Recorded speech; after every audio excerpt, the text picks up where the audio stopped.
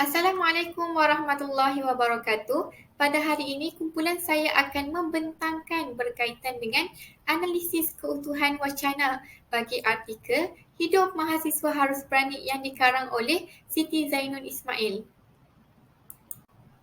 Mari saya perkenalkan ahli kumpulan saya iaitu yang pertama, diri saya sendiri Nurul Izzah binti Sulaiman, dan yang kedua Nur Saisha Bila binti Abdul Aziz, dan yang terakhir Iqbal Hanan binti Muhammad Noor. Jenis keutuhan wacana yang pertama iaitu keutuhan semantik. Keutuhan semantik ini, hubungan ini dapat dilihat dari dua segi iaitu hubungan semantik antara bahagian wacana dan hubungan semantik dari segi konteks atau latar wacana. Kita pergi kepada hubungan semantik antara bahagian wacana. Jadi terdapat 5 jenis iaitu hubungan sebab dan akibat, hubungan sebab dan tujuan, hubungan sebab dan hasil, hubungan latar dan kesimpulan, dan yang terakhir hubungan memperkuatkan isi. Jadi jenis yang kedua pula iaitu hubungan semantik dari segi konteks atau latar wacana, kesatuan tajuk atau topik, hubungan sosial antara penutur dan pendengar, dan yang terakhir laras bahasa yang bersesuaian. Hubungan semantik antara bahagian wacana iaitu jenis yang pertama, hubungan sebab dan akibat. Antara contoh yang terdapat dalam artikel iaitu pada perenggan yang keempat, penulis menyatakan bahawa deraan apa ni? Kami berarak berjalan kaki ke arah Gunung Merapi. Keringat basah sudah mengguyur, tapak kaki sudah berdenyut. Hampir melepasi kawasan kampus Gajah Mada. Dalam ayat ini kita dapat lihat bahawa akibat daripada penulis bersama mahasiswa yang lain berarak berjalan kaki ke arah Gunung Merapi, maka badan mereka dibasahi dengan keringat dan juga tapak kaki mereka mula berdenyut.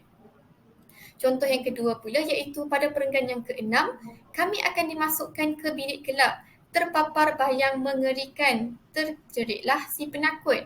Jadi pada ayat ini kita dapat lihat bahawa akibat daripada penulis bersama mahasiswa yang lain dimasukkan ke dalam bilik yang gelap, maka mereka membayangkan perkara-perkara yang menakutkan dan juga yang mengerikan. Jadi ada juga pelajar yang menjerit kerana ketakutan. Dan yang terakhir iaitu pada perenggan yang ketujuh, untuk perbelanjaan kuliah khususnya perkakas lukisan, saya harus berjimat. Kadang-kadang saya terpaksa menumpang makan siang di warung Bu Projo yang faham dengan masalah anak rantau. Jadi pada ayat ini kita dapat lihat bahawa akibat penulis ingin berjimat-jimat, maka penulis terpaksa menumpang makan siang di warung Bu Projo iaitu salah seorang penjual yang memahami akan masalah kewangan yang dihadapi oleh anak rantau. Baiklah, yang kedua iaitu hubungan sebab dan tujuan. Jadi pada perenggan kedua, kelengkapan berupa topi anyaman daripada berkas tampi bulat seakan-akan topi petani dan nelayan. Topi itu sesuai bagi menghindari cuaca panas atau hujan. Jadi pada ayat ini, topi yang dianyam daripada berkas tampi bulat itu dipakai bertujuan untuk menghindari cuaca panas atau hujan. Seterusnya, pada perenggan yang ke-8, saya terus membuka akaun di Bank Negara Indonesia. Bunga tabungan sebanyak RM5,000 sebulan itulah buat perbelanjaan sewa bilik termasuk sarapan dan makan malam.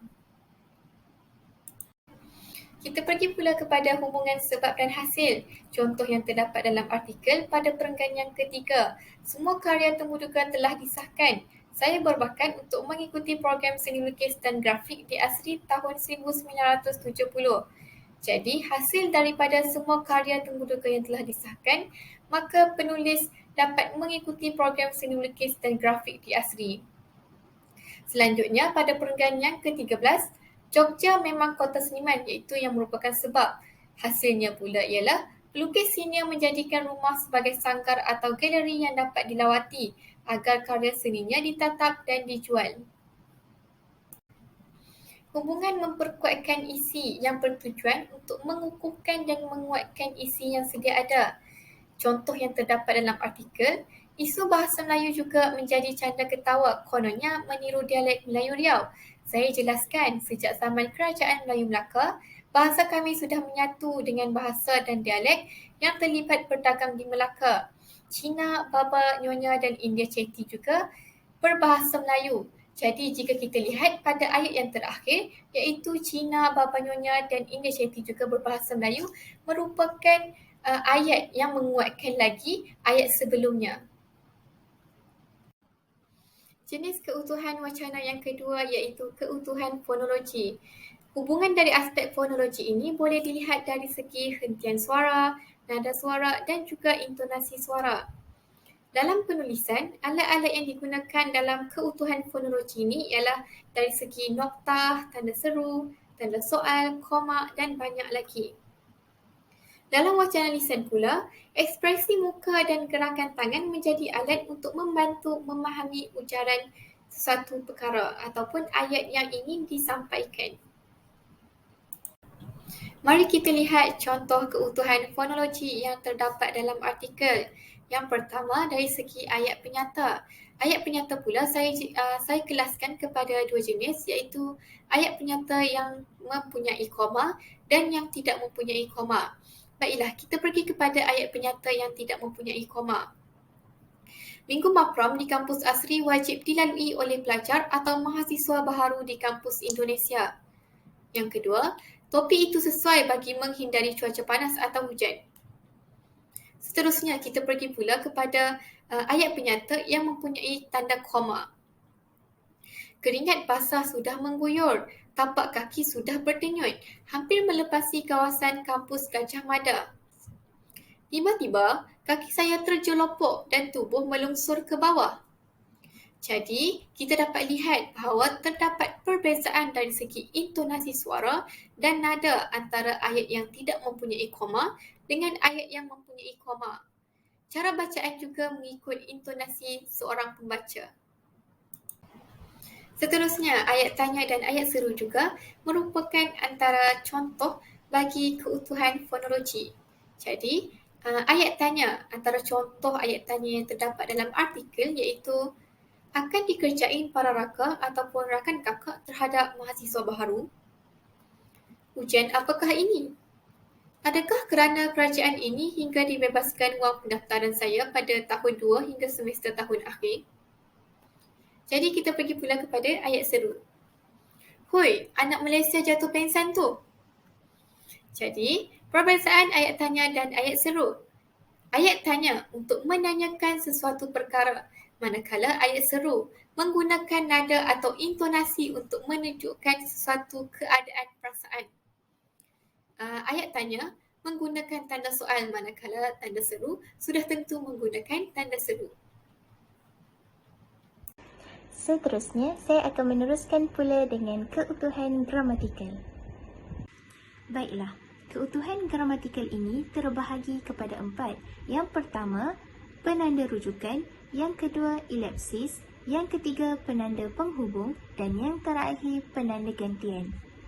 Seterusnya, kita pergi kepada penanda rujukan, di mana menurut Butler Rawing anak Boniface tahun 2015, penanda rujukan ini terdiri daripada kata ganti nama diri orang iaitu pertama, kedua dan ketiga dan kata ganti nama tunjuk.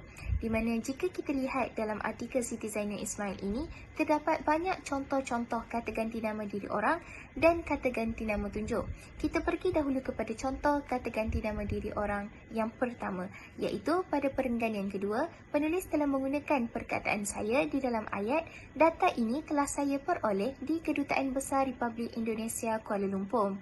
Contoh yang kedua ialah penulis juga menggunakan perkataan saya ini pada perenggan yang ketiga dalam ayat saya bersyukur telah lulus dalam sesi temuduga di meja pendaftaran 2 hari sebelum Minggu Mapram. Contoh yang ketiga ialah pada perenggan yang keempat di mana penulis menggunakan perkataan mereka dalam ayat Alhamdulillah mereka pun berdiri segak. Dan contoh yang keempat ialah pada perenggan yang keempat juga penulis menggunakan perkataan saya dan kami sebagai kata ganti nama diri orang dalam ayat saya jelaskan sejak zaman Kerajaan Melayu Melaka bahasa kami sudah menyatu dengan bahasa dan dialek yang terlibat berdagang di Melaka. Contoh yang kelima pula ialah penulis menggunakan perkataan kami pada perenggan yang kelima di dalam ayat kami berbaris berjalan berarak melewati lapangan beralun-alun masuk ke jalan Malioboro menuju ke jalan Soko lalu masuk ke simpang menuju Jalan Kaliorang. Dan contoh yang keenam ialah penulis menggunakan perkataan mereka pada perenggan yang ke-11 di dalam ayat. Umumnya, pada awal sesi, mereka mendaftar sama ada dalam bidang perniagaan, ekonomi atau sains teknologi. Contoh yang ketujuh pula, penulis juga menggunakan perkataan mereka dalam perenggan yang ke-11 di dalam ayat. Mereka bakal menyambung usaha niaga keluarga kaya. Dan contoh yang ke-8 ialah penulis menggunakan perkataan beliau dalam perenggan yang ke-12 dalam ayat beliau sungguh mewarisi watak ibu. Dan akhir sekali ialah penulis menggunakan perkataan beliau dalam perenggan ke-12 juga dalam ayat beliau cuba mendekati fahaman bahawa masjid juga tempat mengembangkan ilmu, khasnya kaligrafi Jawi. Kita beralih pula kepada contoh kata ganti nama tunjuk yang terdapat di dalam artikel Siti Zainul Ismail ini, di mana contoh pertama dan contoh kedua penulis menggunakan perkataan itu dalam perenggan yang ketiga untuk menyatakan bahawa itu merupakan kata ganti nama tunjuk. Manakala contoh yang ketiga di dalam perenggan ke-6, penulis sekali lagi menggunakan perkataan itu sebagai kata ganti nama tunjuk di dalam ayatnya yang berbunyi, saya masih mendengar laungan itu, tetapi pandangan mata sudah kelabu. Manakala contoh yang keempat pula, penulis menggunakan perkataan sana pada perenggan yang ke-8 dalam ayat, insya-Allah rezeki ada di sana. Dan contoh yang kelima, penulis menggunakan perkataan ini pada perenggan yang ke-10 dalam ayat, kalau sebelum ini penari Jawa harus kecil molek dengan potongan ramping sehinggalah habis ayat tersebut. Dan contoh yang terakhir, juga penulis menggunakan perkataan ini sebagai kata ganti nama tunjuk pada perenggan yang ke-10 yang berbunyi, hal ini amat bertentangan dengan gerak tari keraton yang menata gerak tubuh langsing dan luas. Keutuhan gramatikal yang kedua ialah elipsis, di mana elipsis ini merupakan unsur penyelapan untuk mengelakkan pengulangan perkataan dalam ayat yang seterusnya. Mari kita lihat contoh dalam artikel Siti Zainul Ismail ini pada perenggan yang ketujuh, di mana pada ayat, ujian apakah ini? Kami dimasukkan ke bilik gelap. Di sini kita dapat lihat bahawa berlaku elipsis pada ayat yang selepas ujian apakah ini, di mana sepatutnya bagi menjawab persoalan ujian apakah ini, sepatutnya jawapan pada soalan ini ialah ujian yang kami hadapi ialah dimasukkan ke bilik gelap. Tetapi di sini berlaku unsur elipsis di mana tidak berlaku pengulangan perkataan ujian pada ayat seterusnya, di mana seperti mana kita dapat saksikan, ayat yang seterusnya mereka terus menyatakan ujian yang dihadapi, iaitu kami dimasukkan ke bilik gelap.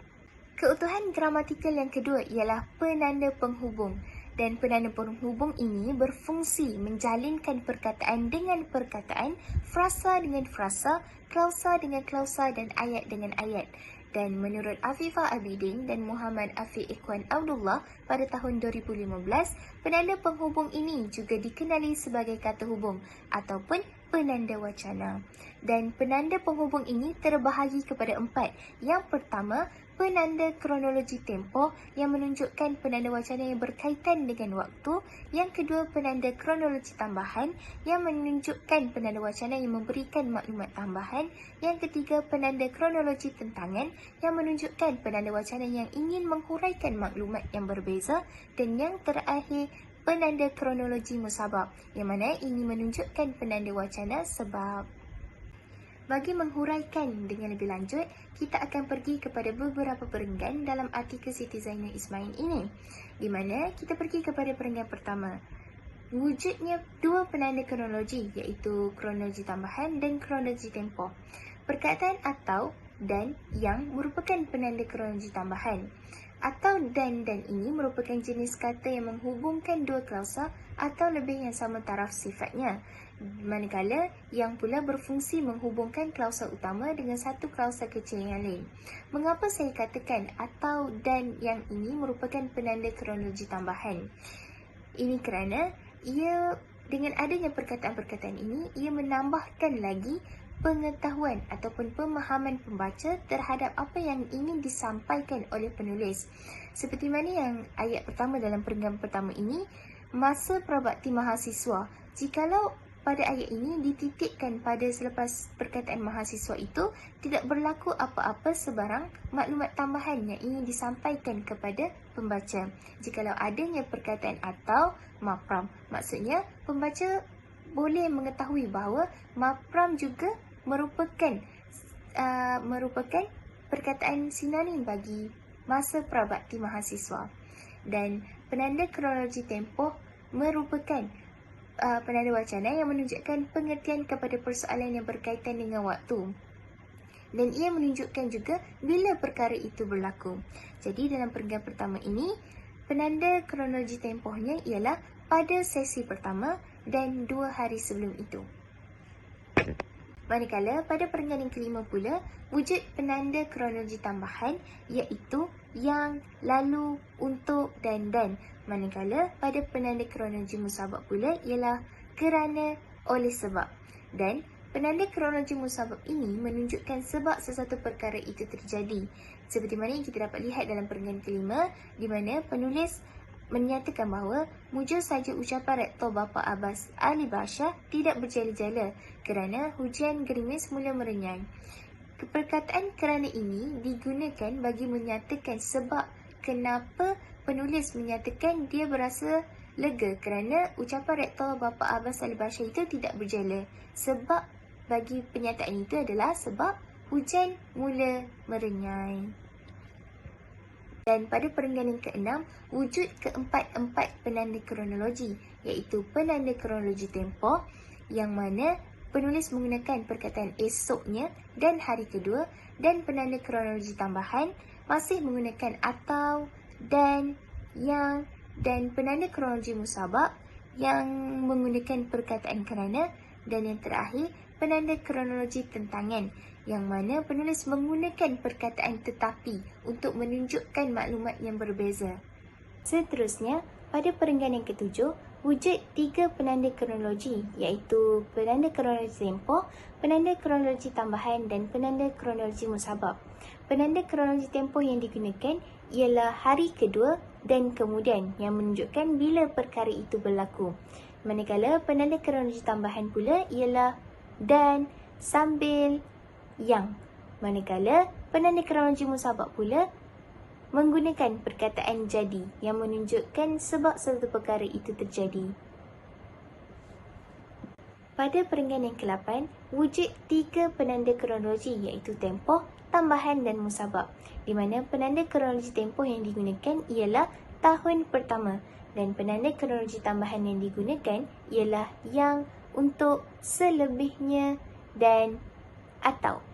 Manakala penanda kronologi musabab yang digunakan di dalam perenggan yang ke-8 ini ialah kerana yang ingin menunjukkan sebab satu perkara itu terjadi. Perenggan yang ke-9 menunjukkan penanda kronologi tambahan yang mana menggunakan perkataan dan, yang dan malah. Manakala penanda kronologi musabab yang digunakan ialah maka dan kerana. Seterusnya, pada perenggan yang ke-11, wujud juga 3 penanda kronologi iaitu tambahan, tempoh dan tentangan. Di sini, kronologi tambahan yang digunakan ialah yang dan. Manakala penanda kronologi tempoh yang digunakan ialah pada masa itu. Dan penanda kronologi tentangan yang digunakan ialah tetapi dan hal ini amat bertentangan dengan. Pada perenggan yang ke-12 pula, wujud juga 3 penanda kronologi iaitu tempoh, tambahan dan tentangan, di mana penanda kronologi tempoh yang digunakan ialah pada awal sesi, akhirnya dan kala. Manakala penanda kronologi tambahan yang digunakan ialah masih, yang, atau dan lalu. Dan yang terakhir ialah penanda kronologi tentangan, yang mana perkataan yang digunakan ialah kecuali yang menunjukkan maklumat yang berbeza dengan ayat yang sebelumnya. Dan akhir sekali pada perenggan yang ke-14 di mana wujud 2 kronologi iaitu penanda kronologi tambahan dan penanda kronologi tempoh, di mana penanda kronologi tambahan yang digunakan dalam perenggan yang ke-14 ini ialah atau, yang, agar, dan, malah, sambil dan untuk. Manakala penanda kronologi tempoh yang digunakan ialah semasa. Dan keutuhan gramatikal yang terakhir ialah penanda gantian, di mana penanda gantian ini merupakan proses menggantikan unsur bahasa dengan unsur lain seperti kata nama, kata kerja dan klausa. Dan pada artikel Siti Zainul Ismail ini, kami hanya menekankan tentang kata nama dan kata kerja. Terdapat banyak kata nama dan kata kerja yang digunakan ataupun kita boleh gelarkan ia sebagai penanda gantian, dan ini merupakan contoh-contohnya.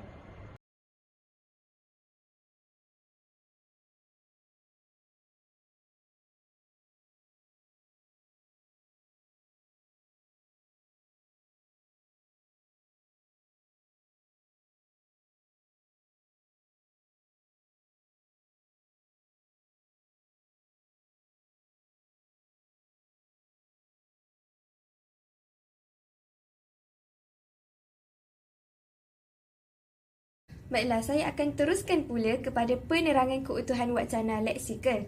Menurut Fatini Hanis 2021, keutuhan leksikal melibatkan pautan antara perkataan atau frasa secara semantik dalam suatu wacana serta melibatkan pengulangan perkataan. Hubungan ini dapat dilihat melalui pertalian antara perkataan dalam wacana dan penggunaan kosakata yang serasi. Antara penggunaan yang menunjukkan keutuhan leksikal ialah mengulang kata yang sama menggunakan sinonim, antonim, hiponim, kolokasi, unsur bersambut serta pembuka dan penutup wacana. Penggunaan leksikal dalam artikel Hidup Mahasiswa Harus Berani karya Siti Zainul Ismail 2022 dari segi mengulang kata yang sama pada perenggan yang ketiga di mana beliau menggunakan perkataan topi sebanyak 3 kali secara berturut-turut. Seterusnya, terdapat juga pada perenggan ketujuh di mana penulis mengulang perkataan pintu pada ayat pertama dan seterusnya pada ayat kedua. Selepas itu, bagi penggunaan sinonim dalam artikel lagi, saya kemukakan contoh pada perenggan pertama. Di sini tidak berlaku pengulangan perkataan minggu prabakti mahasiswa pada ayat kedua. Perkataan itu telah melenyapkan perkataan minggu prabakti mahasiswa tetapi maksudnya masih berbalik kepada minggu prabakti mahasiswa. Antonim pula, saya sertakan contoh yang telah saya petik dalam perenggan ke-6 seperti yang kita lihat. Penulis memberitahu pembaca bahawa beliau terdampar di rumah dan esoknya beliau gagahi juga ke kampus. Di sini dapat kita lihat bahawa perkataan terdampar itu membawa maksud penulis tidak ada kekuatan untuk melakukan apa-apa dan situasi ini sangat bertentangan dengan keesokan harinya di mana beliau berusaha untuk menguatkan diri beliau pergi ke kampus. Selain itu, pada perenggan ke-10, di sini sudah jelas penulis menggunakan perkataan yang sangat berlawanan iaitu kecil molek dengan perkataan sihat dan gempal. Dalam perenggan 9, terdapat penggunaan hiponim di mana wayang kulit, arca, perambanan dan borobudur, penjual perempuan mengendong bakul jamu di tepi jalan Malioboro. Semua frasa ini sebenarnya merujuk kepada tema tugasan sketsa mahasiswa. Dan contoh yang sama saya tunjukkan dalam perenggan 11 dalam artikel iaitu perniagaan, ekonomi dan sains teknologi sebenarnya merujuk kepada bidang yang didaftar oleh para siswi sebelum mendaftar di ASRI. Unsur bersambut telah digunakan oleh penulis di perenggan 12. Di sini penulis mengatakan mereka tahu sebulan sekali saya pulang ke rumah Kartika atau ke galeri Afandi untuk menikmati juadah Nini. Tambah Afandi, hidup mahasiswa harus berani. Begitu juga apabila saya memberitahunya saya akan pindah dan menyewa kamar di Kuncen. Celah Aki, ya, kalau untuk menjadi seniman, pelukis, harus mengalami pahit maut. Itulah rangsangan kreativiti atau lukisan bisa terjual. Di sini, jelas menunjukkan unsur bersambut di mana konteks yang dibual oleh Afandi, penulis dan Aki adalah berturutan serta tidak lari daripada satu topik yang sama iaitu mahasiswa perlu mengharungi segala cabaran. Saya teruskan lagi dengan kejelasan dalam penulisan. Menurut Muhammad Hazrin Shah, Syahril Nizam dan Nur Azwan 2019, jelas bererti mudah difahami, mudah dibaca, tidak memberi ruang untuk disalah tafsirkan, tidak bersifat sama-sama dan tidak kabur. Gaya penulisan akademik yang jelas menggunakan kata-kata yang pendek, ringkas serta jitu. Perkataan yang terbelit-belit dan terlalu panjang akan menyebabkan penulisan itu sukar difahami dan hilang tumpuan pembaca. Pertama, kejelasan dalam penulisan dari aspek perkembangan idea secara logik. Perkembangan idea secara logik terbahagi kepada dua, iaitu kohesi dan koheren. Menurut Halliday dan Hassan 1976, mereka mengatakan kohesi berperanan untuk menghuraikan pengertian gramatikal melalui ikatan atau tautan di antara ayat-ayat dan perenggan. Dengan demikian, sarana kohesi menjadi faktor utama dan menentukan sama ada sekumpulan ayat bertulis tergolong dalam satu kesatuan yang menyeluruh ataupun tidak. Kohesi dalam penulisan artikel mahasiswa harus berani, suka saya nyatakan contoh yang terdapat dalam perenggan pertama dan kedua, di mana penulis mengulang perkataan yang sama iaitu mapram. Oleh itu, pembaca dapat mengetahui bahawa kedua-dua perenggan itu mengisahkan topik yang sama iaitu minggu mapram. Penulis menggunakan pengulangan perkataan yang sama iaitu keutuhan leksikal kerana sebenarnya keutuhan leksikal ini merupakan cara penulis menunjukkan kohesi dalam penulisannya. Koheren merupakan kesinambungan idea atau ayat yang merujuk makna yang utuh daripada permulaan wacana hingga pengakhiran wacana. Seperti kajian yang kami lakukan berdasarkan artikel ini, penulis menyentuh isu atau topik yang sama pada setiap perenggan dan menyebabkan keseluruhan artikel ini mengisahkan perkara yang sama iaitu hidup sebagai seorang mahasiswa serta cabaran yang dihadapi oleh mahasiswa. Baiklah, seperti contoh lain, koheren dapat dilihat pada perenggan kedua di mana penulis menghuraikan tentang individu yang mengelola asri bermula dengan individu yang menubuhkannya, individu yang meraspingkan acara dan direktor pertama. Yang kedua ialah penulisan menggunakan bahasa formal iaitu tidak menggunakan bahasa selangar atau bahasa basahan yang digunakan dalam percakapan harian. Seperti contoh dalam artikel, penulis menyatakan perkataan rupiah secara ejaan penuh dan bukannya secara singkatan yang biasa digunakan iaitu RP. Penulis juga menggunakan akronim di mana penulis menjelaskan perkataan yang penuh apabila membuat singkatan. Contohnya pada perenggan pertama, MAPRAM bermaksud Masa Prabakti Mahasiswa dan ASRI merujuk kepada Akademi Seni Rupa Indonesia. Perenggan kelima, Raka bermaksud rakan kakak dan pada perenggan ke-13, Wakuncar ialah waktu kunjung pacar dan Apel ialah upacara. Dan untuk sesi yang terakhir sekali, saya akan bentangkan sumber rujukan kami. Rujukan ini menggunakan sistem APA iaitu American Psychological Association edisi ke-7. Sumber untuk membuat rujukan ini yang pertama ialah buku, iaitu buku yang bertajuk Cohesion in English diterbitkan di London Longman, ditulis oleh Halliday MAK dan Ruqayyah Hassan pada 1976. Seterusnya kami merujuk kepada artikel dalam jurnal iaitu artikel yang pertama bertajuk Keberkesanan Penggunaan Bahasa dalam Akhbar Melayu, Tindak Balas Strategik Terhadap Literasi Kesihatan dalam Kalangan Pembaca. Nama jurnal ialah The Journal of Humanities and Social Science, Volume 6, Bilangan 1, pada muka surat 95 hingga 109, ditulis oleh Muhammad Hazrin Shah Hassan, Syahrir Nizam Syahari dan Nur Azwan Yaakob pada 2019. Dan artikel yang kedua iaitu Hidup Mahasiswa Harus Berani, nama jurnal Dewan Sastera Kreatif Bilangan 08/2022 dan diterbitkan oleh Dewan Bahasa dan Pustaka serta ditulis oleh Siti Zainun Ismail pada tahun 2022. Dan akhir sekali, kami merujuk kepada laman sesawang iaitu laman web yang pertama bertajuk Wacana Penulisan iaitu SlideShare, disediakan oleh Abidin A dan Abdullah MAI pada 2015. Seterusnya, SlideShare yang bertajuk Jenis-jenis ayat disediakan oleh Ahli BM pada 2010 November. Dan yang ketiga, bertajuk Konsep Keutuhan Wacana, juga SlideShare yang disediakan oleh Anak Boniface BR pada tahun 2016 27 April. Dan yang keempat, bertajuk Keutuhan Leksikal merupakan Prezi yang disediakan oleh Fatini Hanis pada 2021 27 Januari. Dan yang terakhir sekali, bertajuk Cara Guna Penanda Wacana iaitu Wacana Zekri disediakan oleh Zachary MS pada tahun 2020.